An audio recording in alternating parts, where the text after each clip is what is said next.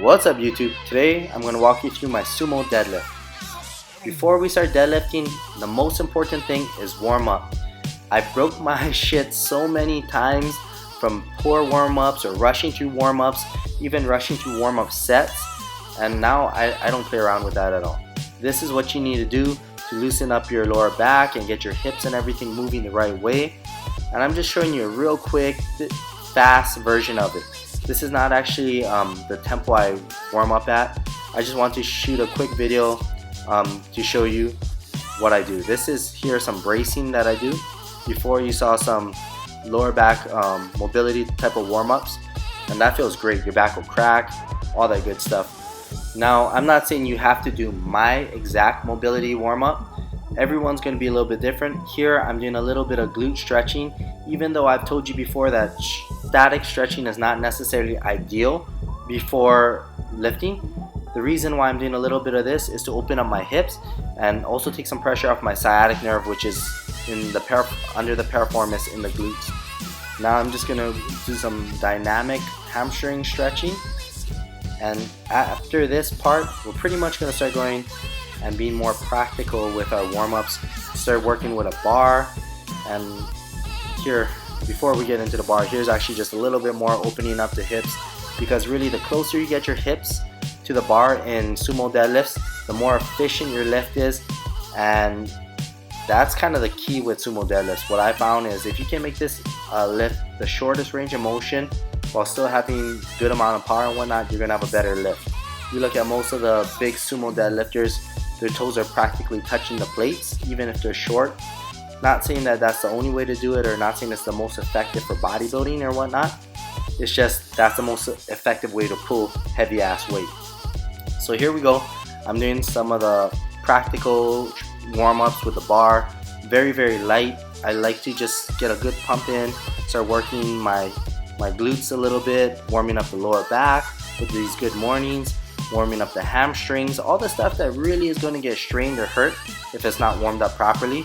That's why I go very light, and I start with a limited range of motion, and I increase range of motion as I start to get hotter. Here we go with the last warm-up exercise I do, which is just going to be a basic straight leg deadlift. And as you can see, nothing serious, just focusing on the hamstring stretch and glute contraction. There we go. Alright, so here we go, we're lifting. First thing first, my camera woman, she's a little bit shaky, but that's because she was lifting with me. So just don't mind those. First thing is check your feet, get your setup right. I'm going to show you a couple different angles. This is a side angle, just a one plate warm up. I'm doing complete resets, and as you can see, I like to really go slow and get my hips in the right position before pulling. And that's a problem I had deadlifting or sumo deadlifting before, and I still have some issue with it, and I'll walk you through where I start making mistakes as I start pulling again. Another thing is, the easiest way to learn how sumo deadlift is just get your knees above your heel of your foot. Basically get your shin bone straight vertical up and down, and that's going to be the starting point for most people.